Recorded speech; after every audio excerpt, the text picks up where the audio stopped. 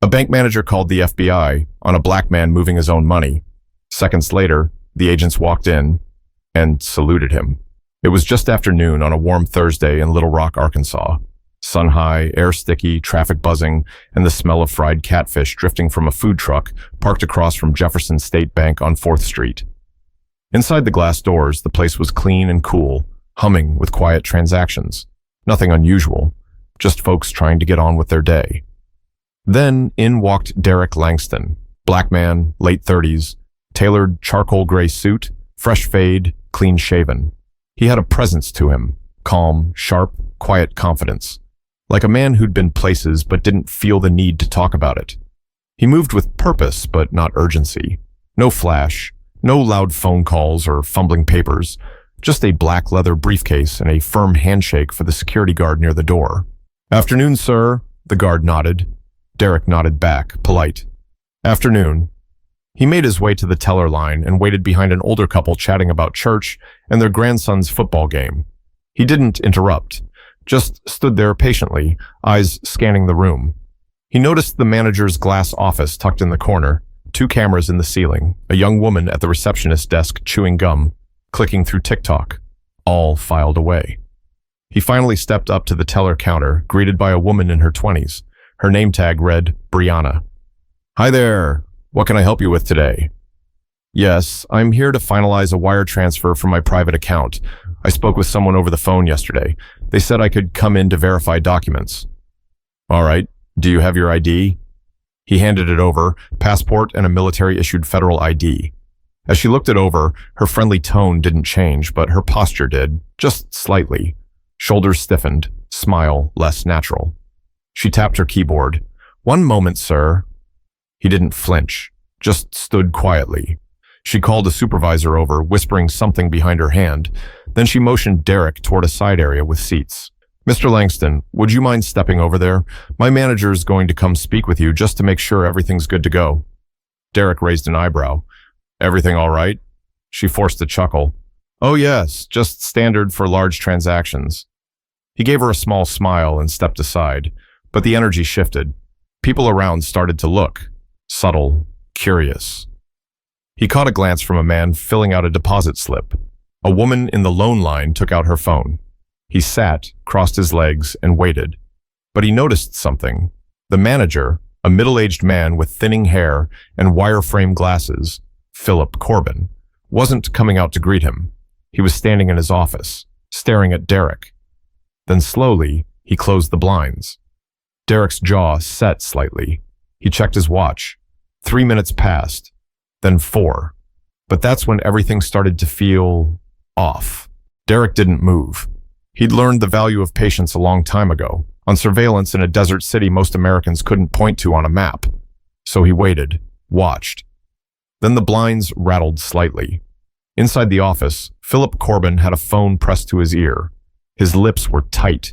He kept glancing at the frosted window, at Derek's seated silhouette. Corbin wasn't making a customer service call. From the other side of the lobby, Brianna kept glancing over. She looked nervous now. Not confused. Nervous. Derek's expression didn't change, but inside, his mind began putting the pieces together. Again. This wasn't the first time something like this had happened. Not the same exact way. Not the same location. But the same look. The same pause. The same whispers. But back then, he had a badge. A team. A role. Now, he was just a man in a suit trying to move his own money. He adjusted his watch. 7 minutes. Then Corbin opened the door and stepped out, wiping his glasses with a napkin. He tried to act casual, but his eyes kept darting. "Mr. Langston?" he called. Derek stood. Corbin gave a stiff smile. "Would you mind stepping into my office real quick? Just a quick verification thing." Derek's voice was calm. "Verification for what, exactly?" "Oh, nothing serious," Corbin replied, waving it off. "We just need to cross-check a few internal flags." Derek nodded slowly. "Sure." Inside the office, Corbin shut the door. "Would you like some water?" he offered. "I'm good." Corbin cleared his throat, sat down behind his desk. "So, the amount you're transferring today, was it 1.3 million? 1.2, actually." Corbin nodded too quickly. Right. You'll understand that sort of transfer, well, it sets off a few red flags on our system, especially with the federal documentation. No offense, of course, we just have to be cautious. Derek looked him straight in the eye. You called the FBI, didn't you? Corbin blinked. Excuse me? I've worked with those agencies. I know what a trace call looks like. There was a pause, long enough to feel awkward. Corbin tried to smile again, but it cracked at the corners. Sir, it's nothing personal. You have to understand how things look from our side. Large transfer. Unusual documentation. It's standard to escalate when things don't line up. Derek leaned back slightly. Is my ID fake? No, it appears legitimate. It's just, we don't usually see that level of clearance. And when we do, well, protocol kicks in. You mean when a black man with a federal ID tries to move his money? Corbin's face flushed. That's not what I said. It's what you meant. Corbin's lips twitched. Look, they'll be here shortly. I'm sure once they speak with you, everything will be cleared up. Derek sat back, relaxed now. All right then, I'll wait. Outside, people were starting to notice. A security guard had moved closer to the office. A woman was whispering to her child. Phones were pointed. Brianna stood behind the counter, her hands ringing a pen. The receptionist had stopped chewing her gum, but none of them knew what was about to walk through that door. 10 minutes. That's how long Derek had been sitting in that glass-walled office, visible to everyone, yet separated. Philip Corbin pretended to be reviewing forms, but his hands were trembling slightly. He kept glancing at the clock. Derek sat silently across from him, legs crossed again, not moving, not blinking more than he needed to. No threats, no aggression, just presence.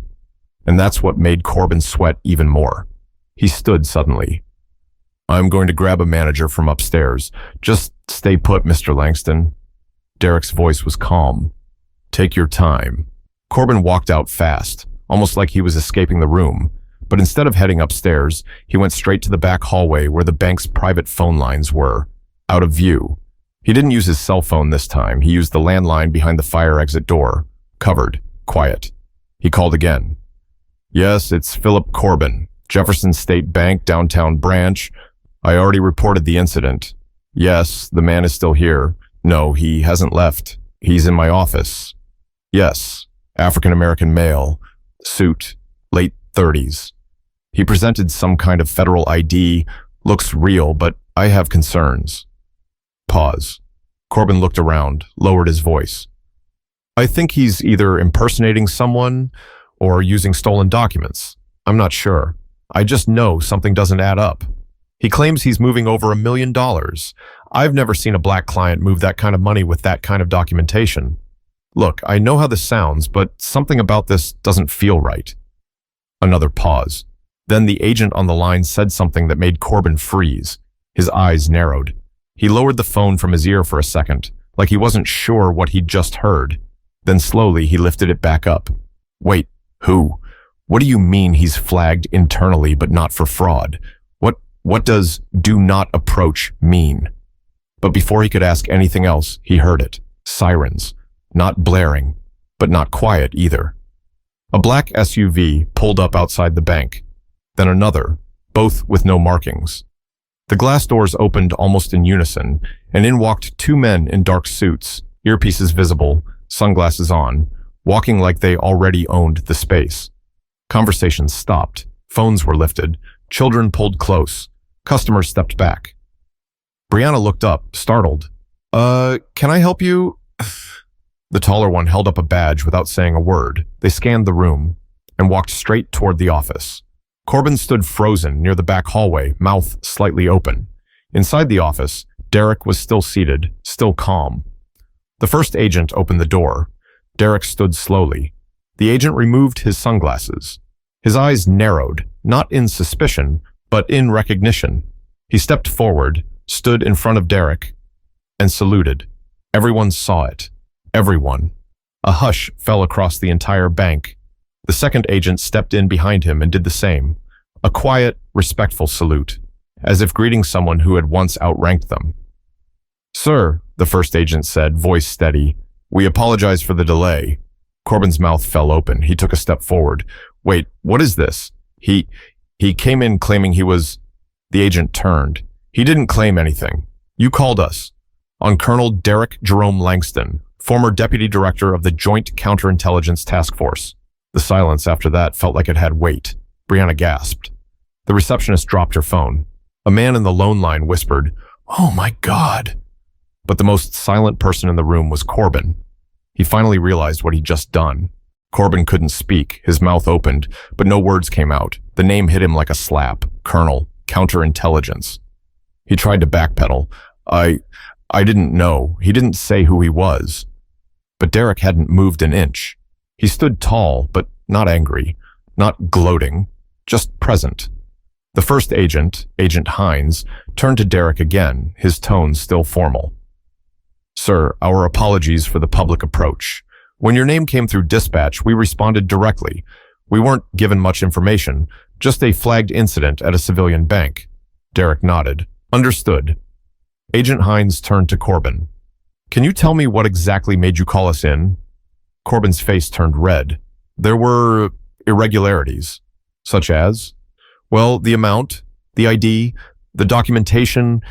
It just didn't seem..." "Didn't seem what?" Derek asked, voice quiet. Corbin looked away.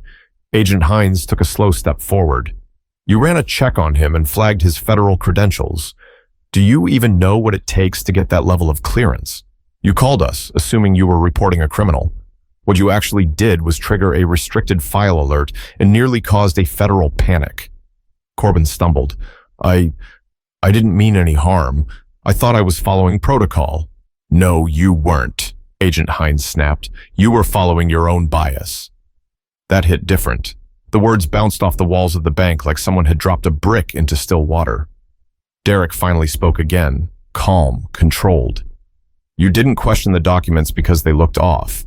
You questioned them because I didn't look like the kind of man who should have them." Corbin blinked hard. "That's not fair." "But it's true." The agent stood silently for a moment. Then Agent Hines turned to Derek. "Sir, do you want to file a formal report? Discrimination, racial profiling, false report. It's your right." Everyone in the bank froze, watching, waiting. Derek looked around the room, at the people who had watched him sit in silence while judgment built around him. At Brianna, who now looked like she wanted to disappear. At Corbin, who finally seemed to grasp the weight of what he'd done. "No," Derek said finally, "I didn't come here to punish anyone." He paused. "But I will say this. If your gut reaction to a black man in a suit with money is to assume he's a criminal, the problem isn't paperwork. It's you." Corbin swallowed hard. I'm sorry. I'm not the one you need to apologize to." Derek turned, picked up his briefcase, and nodded to the agents. "I'll finish my transaction now." Agent Hines opened the door for him. As Derek stepped out into the lobby, no one said a word. No one had to. But the tension that had filled that room just moments before, it had flipped. And now, every single person was watching Corbin for a very different reason. Derek didn't storm out. He didn't lecture. He didn't raise his voice. He just walked. Back to the teller window where this all started. Same calm steps, same quiet presence. But now, the whole room stood still. Brianna was still at her station. She looked up when Derek approached and immediately stepped back, unsure what to say, how to even look him in the eye. "Sir, I'm sorry," she said, voice barely above a whisper. Derek gave her a small nod. "I'm ready to finish the transfer." She swallowed. "Yes, of course, right away." Her hands moved quickly now, but clumsily. She had to retype the account number twice because her fingers kept trembling. When she asked for confirmation, Derek leaned in slightly and answered, his tone neutral, not unkind. Behind him, the agent stood near the door, arms crossed, watching everything unfold. Across the room, a man in a polo shirt leaned over and whispered to someone, "That's the guy the FBI saluted. Did you see that?" A woman near the loan department whispered, "I thought he was a scammer or something. I mean, the manager was so sure." People were uncomfortable, but not because of Derek. They were uncomfortable with themselves, because deep down, most of them had made the same assumption Corbin had. They hadn't said it, but they'd watched, waited, filmed, whispered, judged. It wasn't until someone else treated Derek with respect that they suddenly realized they hadn't. As Brianna printed the confirmation slip and passed it to Derek, she said, "I didn't know. I didn't mean to." He looked at her, eyes steady. "It's not about what you meant. It's about what you did." She nodded. "You're right." He took the slip, folded it, and tucked it into his briefcase, then turned around. Corbin was still in the back, arms crossed, his face pale. Derek walked over to him, slow but direct. The room quieted again. He stopped just a few feet away. "I spent nearly 20 years working in intelligence," he said, not loud, but loud enough. "I've sat in rooms with war criminals. I've intercepted threats before they reached this country. I've made decisions that saved lives, and some I still carry with me." Corbin didn't speak. Derek took a slow breath. "I never once judged someone by the language they spoke, the country they came from, or the way they looked, because I was trained to look at facts, not fears." He took one step closer. "You could have asked questions. You could have verified the information. But instead, you made a phone call that could have ended very differently, all because you didn't like how I looked, carrying success." Corbin's voice cracked. "I was wrong." "Yes, you were." And that was all Derek said. No threats, no yelling, no demand for consequences. He didn't need to, because the silence that followed said everything. Corbin stood frozen, eyes on the floor. He looked like he wanted the building to swallow him whole. But Derek? He was already walking toward the exit, flanked by the two federal agents who were still standing watch. The whole bank followed him with their eyes, phones lowered now, faces a mix of shame, disbelief, and quiet awe. Near the front door, a voice called out, "Sir, wait!" It was the regional bank director, a woman named Joanne Renner, who had arrived during the last few minutes. No one even saw her come in. She looked to be in her late 40s, sharp blazer, heels clicking fast against the tile as she caught up to Derek. She'd obviously been briefed on the situation. Her face said it all. "I just need one moment of your time, Colonel Langston." Derek stopped, turned. "Go ahead." "I want to offer you a formal apology on behalf of Jefferson State Bank. What happened today, there's no excuse for it, and it will be addressed internally, immediately." Derek looked her in the eyes. "You sure about that?" "I am," she said, steady. "I already spoke with compliance. We'll be retraining every branch in the region, every employee, and Mr. Corbin will be placed under review, effective immediately." Corbin, still near his office, sank into a chair. Joanne continued, "I also understand if you want to close your account or take legal action, but regardless, I want you to know we are taking this seriously." Derek nodded once. "You should." She seemed to hesitate, then added, "The truth is, we don't get clients like you very often, and maybe that's part of the problem. Some of our people don't know what excellence looks like in different forms." Derek studied her for a moment. Then he said something that caught her off guard. "It's not just about me. I'll be fine. I know who I am. I've been tested in ways your staff couldn't begin to imagine." He stepped closer, voice low but clear. "But the next black man who walks through that door in a suit might not be me. He might not have an ID that makes people salute. He might not have federal clearance or agents to back him up. He might just be trying to cash a check." Joanne didn't interrupt. "And if you treat him the way I was treated today," Derek said, "he might not walk out as calmly." The words hung there, raw and honest. Joanne nodded slowly. "We'll do better." "I hope so." Derek looked around one last time, not at the cameras, not at the silent crowd, but at the young kid near the waiting chairs, no older than 10, who had watched the entire thing with wide eyes and small fists clenched in his lap. Derek gave him a subtle nod, then he walked out. But the impression he left behind? That stayed with every single person in that bank. The doors closed behind Derek, and just like that, he was gone. No headlines, no press conference, no legal team marching in, just a man who walked into a bank to move his money and walked out having taught everyone in that building something they weren't ready to learn. Inside, silence lingered like a weight nobody could shake off. Joanne Renner turned slowly and walked back toward Corbin, who was still slouched in his chair, his hands gripping the armrests. "Pack your things," she said softly. "I'll be calling HR within the hour." He didn't argue. He didn't ask for another chance. He knew. Brianna, still behind the teller window, sat down, staring at her hands. She kept replaying everything in her mind. The ID, the hesitation, the whisper to her supervisor.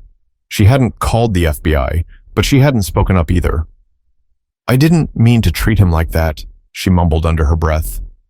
The older woman next to her, Denise, who had worked the desk for nearly 20 years, said quietly, "Intent don't always matter when the damage is done, sweetheart." Brianna nodded slowly. "You think he'll come back?" Denise looked toward the glass door. "I doubt it, and I wouldn't blame him." The agents lingered for a moment longer near the door, then slipped out without a word. The bank eventually returned to normal. Sort of. But the air wasn't the same. It was like everyone had been cracked open a little, forced to look at themselves under a different light. That evening, Derek sat alone on a bench at Boyle Park, a quiet green space not far from the bank. Dressed down now, jeans, sneakers, a simple t-shirt. No briefcase, just a bottle of water and the sound of cicadas in the background. A kid on a scooter zipped by. A man walked his dog. Life moved on, the way it always does. Derek pulled out the confirmation slip from earlier, folded, crisp. Unnecessary at this point, but he looked at it anyway, then he smiled.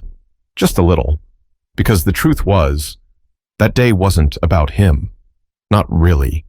It was about what people expect to see. It was about how fast someone can go from customer to suspect just because they didn't fit the picture in someone else's mind. But it was also about something more powerful. How a man's dignity doesn't come from a uniform, a badge, or $1 million account. It comes from knowing exactly who you are, even when others don't. Later that night, as the bank closed, a small handwritten sign was taped to the staff break room wall. It read, "Don't be the reason someone has to prove they belong, just treat them like they do." No one signed it, but everyone knew where it came from. We all make snap judgments. It's human. But what separates the good ones from the rest isn't perfection, it's accountability. The question is, when you're faced with a moment like that, will you stay silent? Will you assume, or will you take a breath and lead with respect? You don't need a title to do the right thing. You don't need a uniform to stand with someone who's being treated unfairly, and you don't need to salute to show someone they deserve to be seen. If this story hits something real for you, share it, talk about it, challenge someone around you, because silence is easy. But character, that's what shows up after the cameras are gone.